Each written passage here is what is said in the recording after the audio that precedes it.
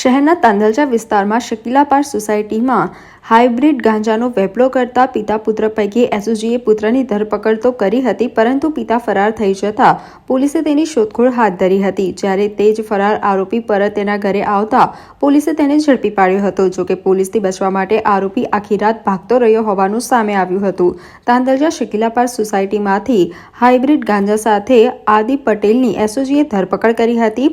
આદિપને શોધવા પોલીસે આખી રાત મહેનત કરી દરમિયાન એસઓજીને બાતમી મળી હતી કે હાઇબ્રિડ ગાંજાના કેસમાં ફરાર આરોપી અબ્દુલ પટેલ શકીલા પાર્ક સોસાયટીમાં તેના ઘરે આવેલ છે।